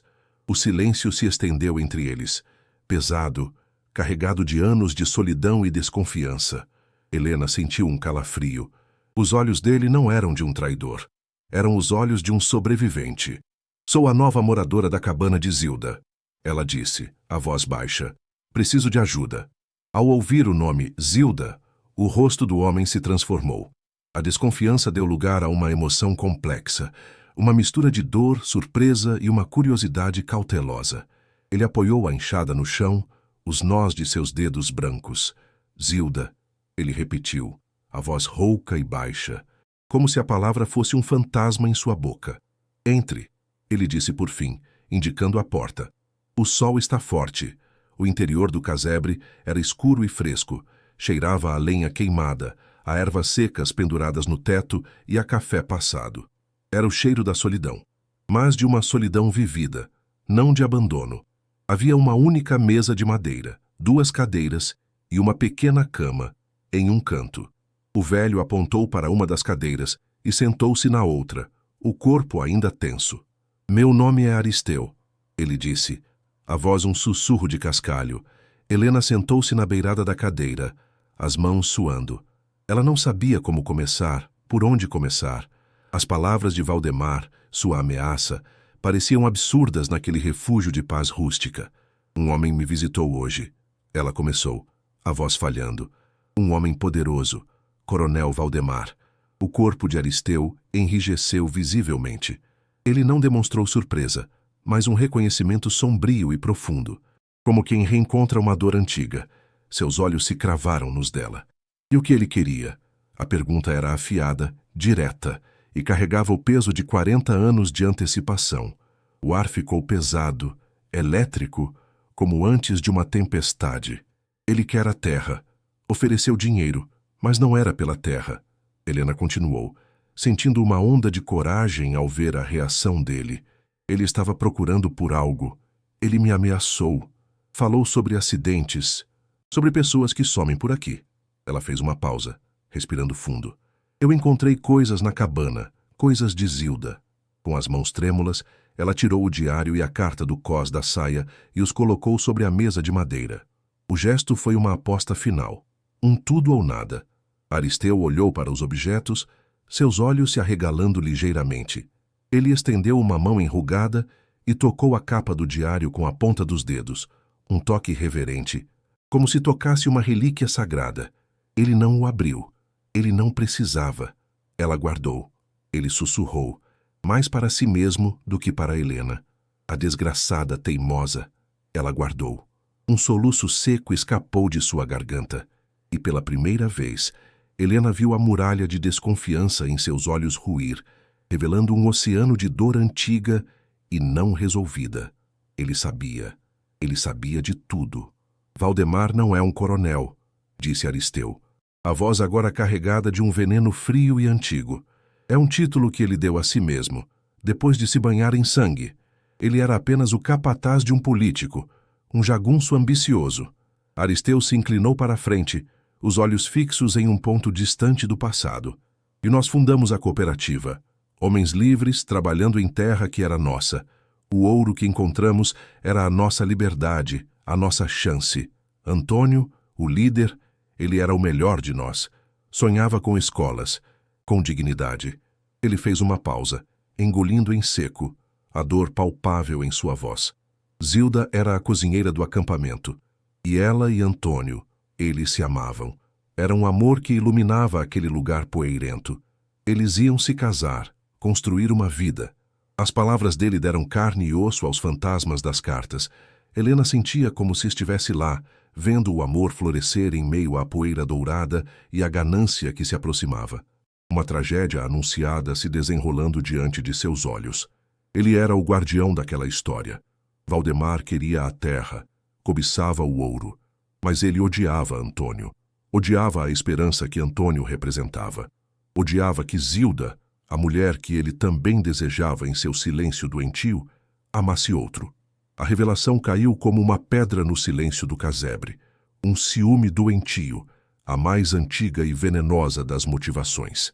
Na noite do massacre, a voz de Aristeu era agora um fio. Não foi apenas um roubo.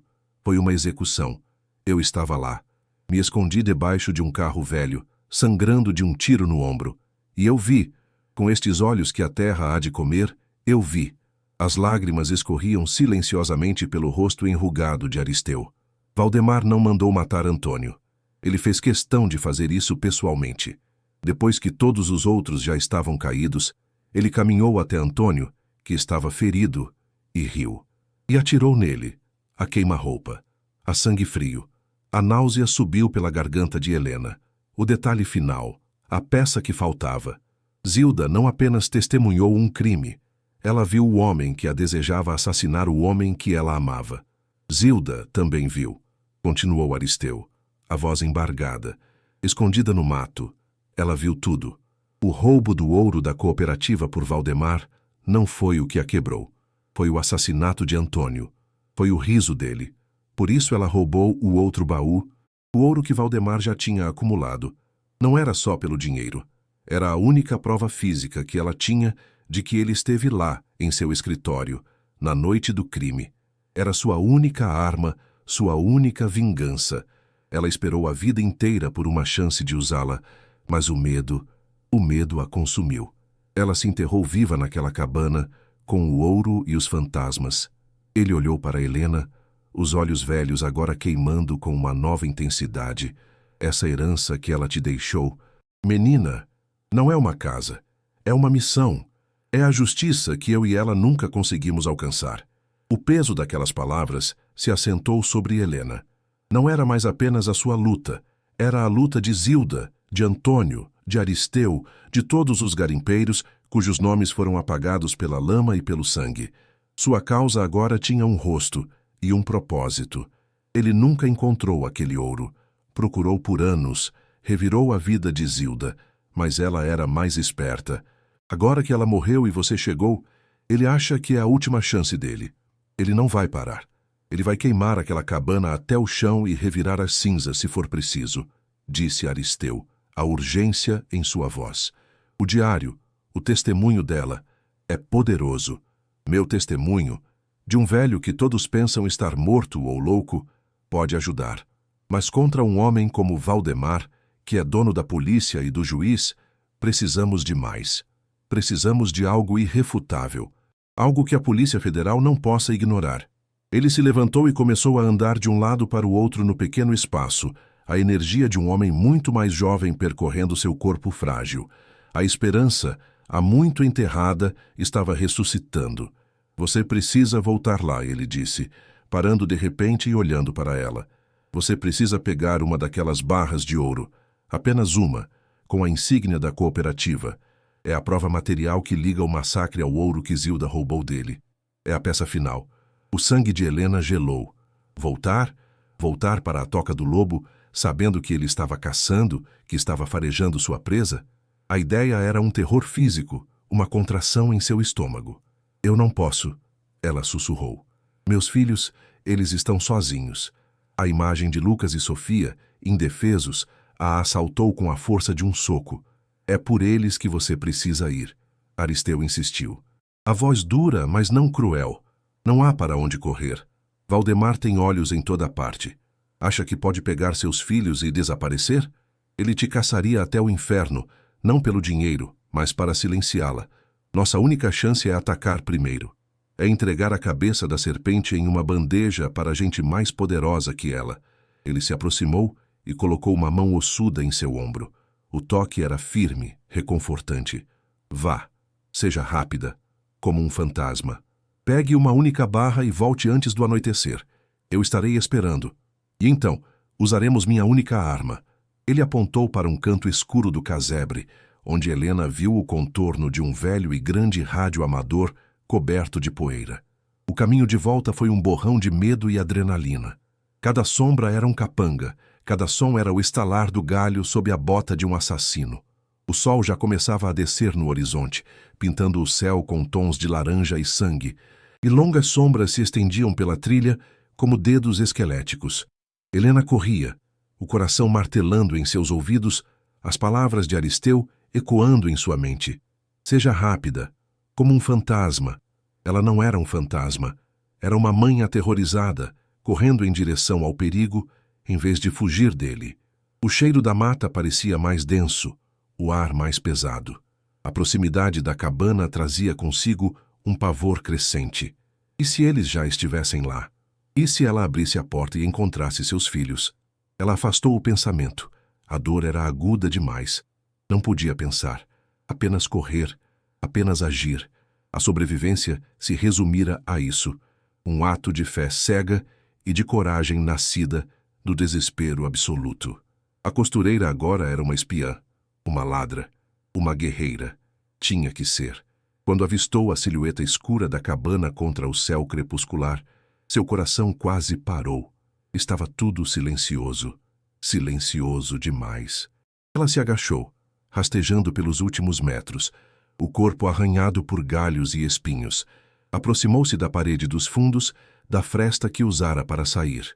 Colou o ouvido na madeira podre, tentando ouvir qualquer som vindo de dentro. Silêncio. Ouviu apenas o som de sua própria respiração ofegante e as batidas frenéticas de seu coração.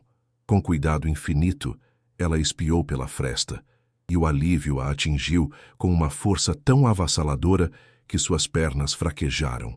Lucas e Sofia estavam encolhidos juntos no colchão, abraçados, dormindo. Estavam seguros. A imagem deu-lhe a força que precisava para o passo final. Ela entrou na cabana com a agilidade de um animal selvagem, o corpo tenso, cada músculo pronto para a ação. A escuridão já tomava conta do interior, tornando tudo um breu disforme e ameaçador, um labirinto de perigos conhecidos e desconhecidos. Ela se moveu em silêncio absoluto, os pés descalços mal tocando o chão. Sussurrou para Lucas acordar, o dedo nos lábios, os olhos arregalados transmitindo a urgência e o perigo. O menino entendeu imediatamente, o medo e a obediência gravados em seu rosto. O próximo passo era o mais perigoso, a cisterna, o esconderijo. Ela não podia arriscar acender uma vela. Teria que fazer tudo no escuro, guiada pela memória e pelo tato. O ar da noite, frio e úmido, entrava pelas frestas, trazendo consigo os sons da serra, que agora pareciam amplificados. Sinistros. O pio de uma coruja, o zumbido de um inseto, o farfalhar do vento. Cada som era uma contagem regressiva. Ela podia sentir o tempo se esgotando, a presença de Valdemar se aproximando como uma tempestade no horizonte. Tinha que pegar o ouro e sair dali. Levar seus filhos para a relativa segurança do casebre de Aristeu. A cabana não era mais um refúgio, por mais miserável que fosse. Era uma isca, uma armadilha mortal que estava prestes a se fechar. Com Lucas vigiando as crianças, Helena saiu e se dirigiu à cisterna. A moita de espinhos pareceu mais densa na escuridão, os galhos agarrando suas roupas como garras. Ela encontrou a tampa, o coração batendo descontroladamente. Suas mãos, ágeis pela adrenalina, abriram o alçapão que ela deixara apenas encostado. O sopro de ar frio e úmido da cisterna a atingiu. Um hálito de tumba. Ela não tinha tempo para descer pela corda. Olhou ao redor e viu a velha corda do poço, ainda presa a um sarilho de madeira. Era arriscado, mas mais rápido. Ela se pendurou, sentindo a corda velha estalar sob seu peso, e desceu para a escuridão absoluta, o cheiro de pedra e de segredos enchendo seus pulmões. Seus pés tocaram o estrado de madeira.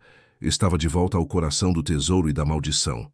Suas mãos, trêmulas, buscaram o baú, a tampa de metal fria sob seus dedos. Ela a abriu. O som do estalo dos fechos parecendo um tiro no silêncio da cisterna. Agora, encontrar uma barra e sair. Rápido. Suas mãos mergulharam no ouro. A sensação era surreal. Barras frias, pesadas, lisas. O poder contido naquele metal era estonteante. Por um segundo, a ganância a tentou. Pegar mais, pegar tudo, fugir. Mas a imagem dos olhos de Aristeu, a história do assassinato de Antônio, a mantiveram focada. Justiça, não riqueza. Essa era a missão. Ela agarrou uma única barra, sentindo o peso sólido em sua mão. Era o suficiente. A prova. Estava prestes a subir quando um som a fez congelar. Um som que não pertencia à noite. Um latido, agudo, desesperado, vindo de perto da cabana. Não era um cão selvagem. Era um latido de alerta. Um vira-lata que rondava a cabana desde que chegaram. Atraído pelos restos de comida, tornara-se seu sentinela inesperado. O latido foi seguido por um grito abafado de um homem e depois um ganido de dor. E então, o som inconfundível de passos, pesados. Eram mais de um. E estavam se aproximando da cabana. A armadilha havia se fechado. Valdemar enviara seus lobos. O pânico a atingiu com a força de um raio. Eles estavam lá. Subir pela corda seria muito lento, muito barulhento. Ela olhou para cima, para o círculo de céu noturno na abertura da cisterna. Era sua única saída. Com a barra de ouro enfiada na cintura, o metal frio pressionando sua pele, ela começou a escalar. Usou as reentrâncias entre as pedras da parede da cisterna como apoio para as mãos e os pés. As pedras eram escorregadias, cobertas de limo. Seus dedos doíam, as unhas quebravam. Cada movimento era um risco, um escorregão, e ela cairia no fundo, quebraria uma perna, ficaria presa. E seus filhos, a imagem de Lucas e Sofia nas mãos daqueles homens, a impulsionou, dando-lhe uma força sobre-humana. Ela subia, ofegante, o som de seu próprio sangue pulsando nos ouvidos, abafando os ruídos do lado de fora. A abertura parecia cada vez mais distante, o ar cada vez mais rarefeito. Mas ela não podia parar, não podia falhar. A vida de seus filhos dependia de cada centímetro que ela conquistava naquela parede fria e úmida. Quando sua mão finalmente agarrou a borda de concreto, ela quase gritou de alívio e dor. Puxou o corpo para fora, caindo na grama molhada, ofegante, o peito em chamas. Ficou ali por um segundo, tentando recuperar o fôlego, quando viu feixes de luz de lanternas cortando a escuridão, dançando sobre as paredes da cabana, e ouviu vozes, baixas, cruéis. Ele disse que estaria aqui. Procurem direito. A porta tá trancada. Arromba logo essa merda. O som de uma bota chutando a porta frágil ecoou pela noite, seguido pelo estalo de madeira se partindo. Eles estavam dentro. Um terror puro e absoluto tomou conta de Helena. Lucas, Sofia. Ela se levantou num pulo, ignorando a dor, e correu agachada em direção à janela dos fundos da cabana. Seu corpo era pura adrenalina. Seus pensamentos, um único grito silencioso com os nomes de seus filhos. A noite, que antes era uma inimiga, agora era sua única aliada, sua única cobertura. A escuridão era sua única chance de salvá-los daquelas luzes invasoras. Ela chegou à janela dos fundos e olhou para dentro. A cena era um pesadelo. Duas silhuetas de homens grandes vasculhavam o pequeno cômodo. Um deles segurava uma lanterna, o feixe de luz dançando erraticamente, iluminando o terror no rosto de Lucas, que se colocara na frente da pequena Sofia, um pequeno soldado protegendo sua irmã. O outro homem chutava os poucos móveis, revirando o colchão. "Não tem nada aqui, porra, só miséria", ele rosnou. O coronel disse para achar, ou ela, ou o que ela escondeu, respondeu o outro, sua voz gélida. Ele apontou a lanterna para o rosto de Lucas. "Onde está sua mãe, moleque? E onde está o ouro?" O coração de Helena parou. Ouro, eles sabiam do ouro. Lucas, paralisado de medo, apenas balançou a cabeça. O homem se aproximou dele, a mão levantada. Helena não esperou para ver o resto. Aquele era o momento, a única janela de oportunidade.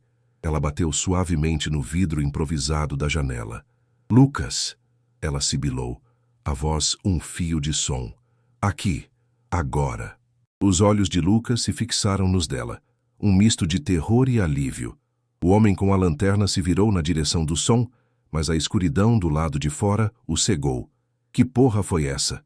Naquele segundo de distração, Lucas agiu. Ele agarrou a mão de Sofia, que começara a chorar, e a puxou em direção à janela. Helena já havia arrancado as tábuas podres que a cobriam. Ela enfiou os braços para dentro, agarrou a pequena Sofia e a puxou para fora, para a segurança da noite. "Vem, Lucas, vem!" ela urgiu. Lucas escalou a janela no momento exato em que um dos capangas o agarrava pelo pé. O menino chutou com a força do desespero, o sapato soltando-se e ficando para trás. Ele caiu nos braços de Helena, que o abraçou com força por um microsegundo. "Eles viram a gente!" gritou o homem lá dentro. "Pega eles!" Helena não olhou para trás. Com Sofia em um braço e segurando a mão de Lucas com a outra, ela mergulhou na escuridão da mata. O som das botas pesadas e dos xingamentos dos capangas logo atrás. A fuga era um caos de terror e instinto. A mata, à noite, era um labirinto de sombras e obstáculos. Galhos açoitavam seu rosto, espinhos rasgavam suas pernas, mas ela não sentia dor. Só sentia o peso de Sofia em seus braços, a mão pequena e fria de Lucas na sua, e o som da perseguição se aproximando. As luzes das lanternas dos capangas varriam a floresta atrás deles, fachos de luz que pareciam garras tentando agarrá-los. O choro assustado de Sofia e a respiração ofegante de Lucas eram os únicos sons que ela ouvia além das batidas de seu próprio coração. "Mais rápido, mãe!" Lucas ofegava, tropeçando em raízes. Ela o puxava, levantava-o, impulsionando-o para frente. O caminho para a casa de Aristeu, que parecera longo sob o sol, agora era uma distância impossível, uma maratona mortal na escuridão. Cada passo era uma aposta. Cada árvore era um esconderijo temporário. Ela não estava apenas correndo por sua vida, estava correndo pela vida de seus filhos, pela memória de Zilda, pela justiça de Antônio. Atrás deles, os capangas eram como cães de caça, barulhentos e brutais. Eles não podem ir longe. O coronel vai arrancar nosso couro se ela escapar. As vozes a impulsionavam, o medo transformado em combustível. Helena conhecia aquele trecho melhor agora. Ela se lembrava de uma ravina, de um riacho seco. Se conseguisse chegar lá, poderia despistá-los. Ela virou bruscamente para a esquerda, saindo da trilha principal e mergulhando na vegetação ainda mais densa.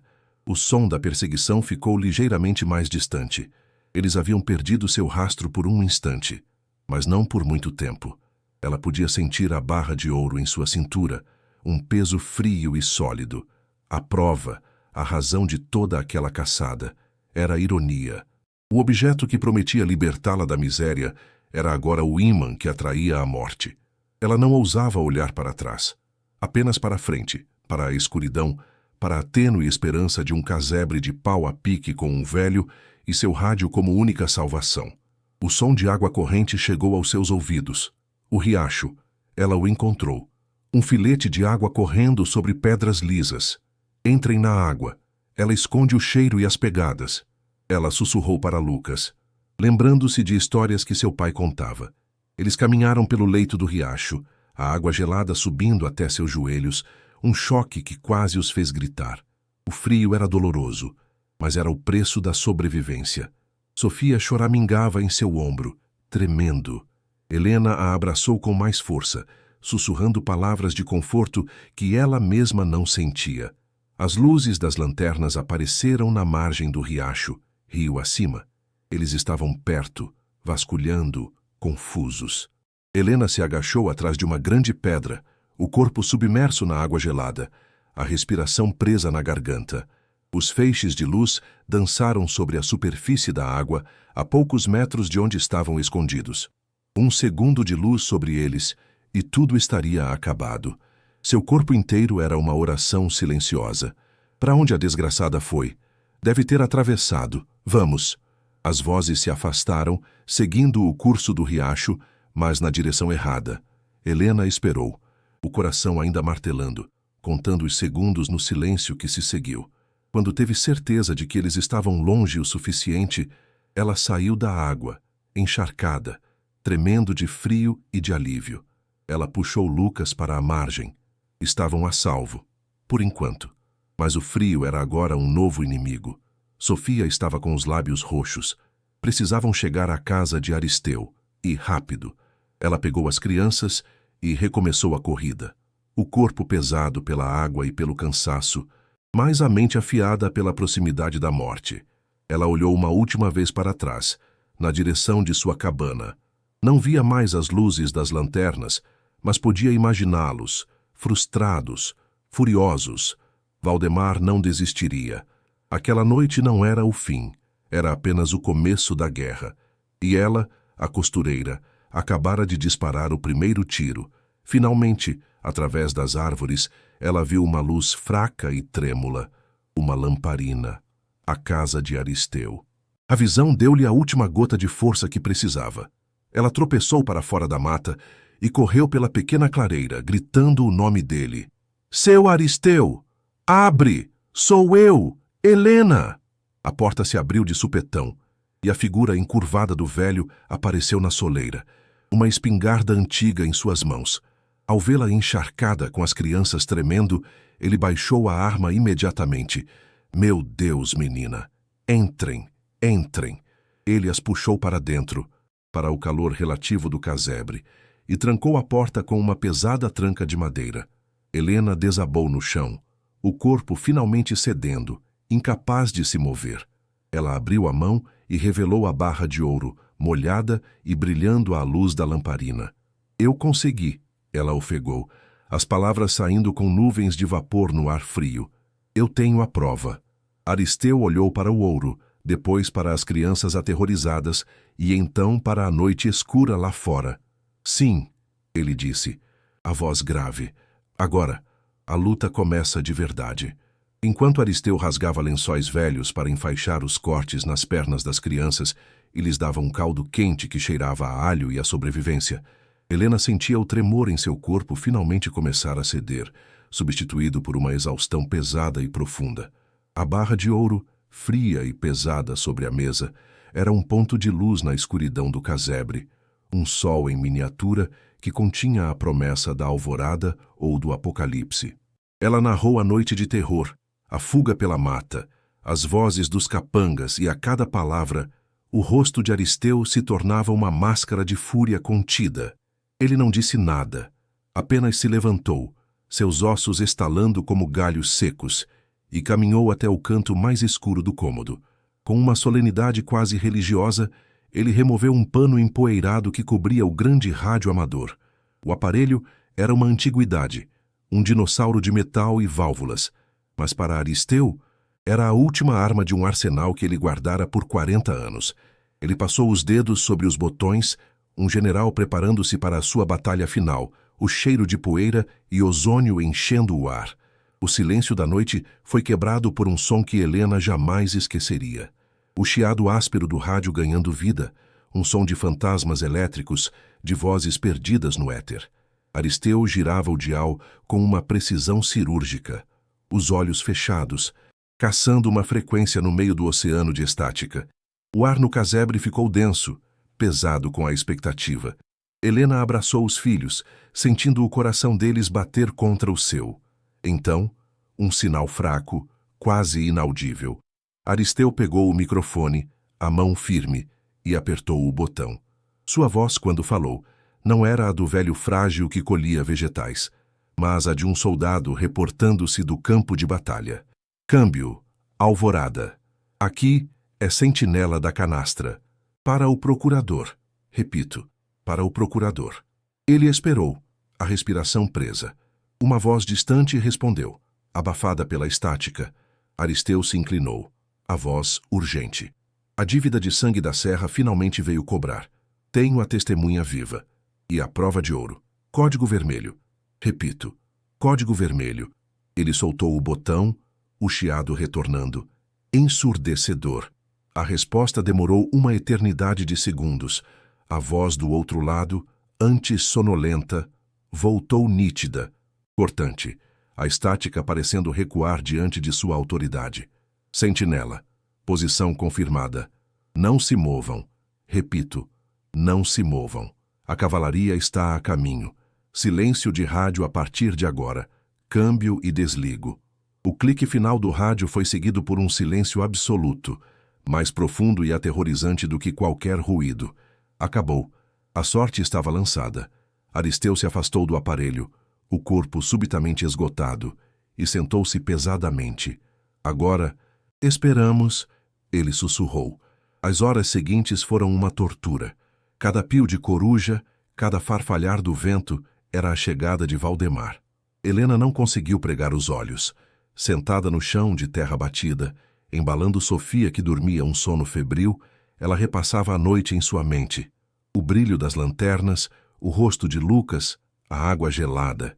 Sentia-se como uma peça num jogo de xadrez mortal, esperando o movimento final, sem saber se seria o xeque-mate ou a salvação.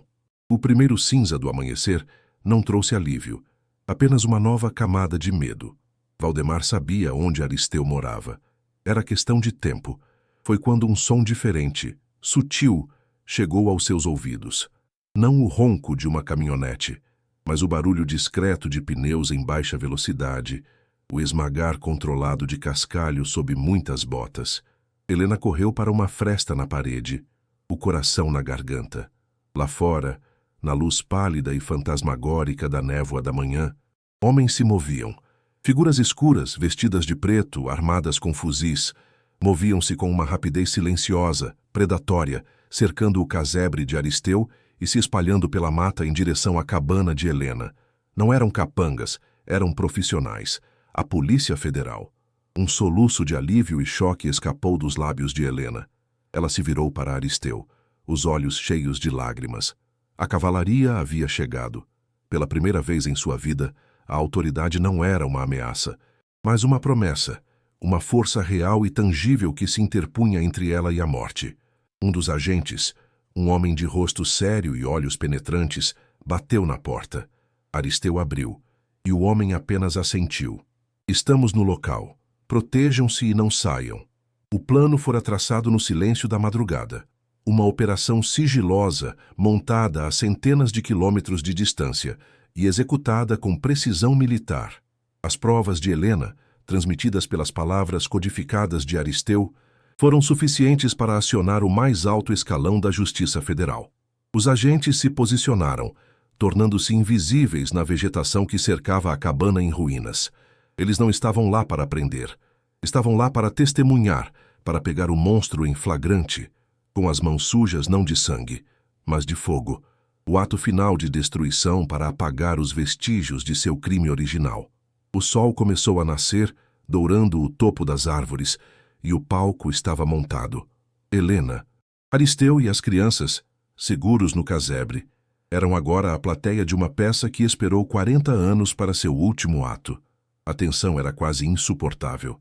O som do motor da caminhonete de Valdemar rasgou o silêncio da manhã, como um insulto.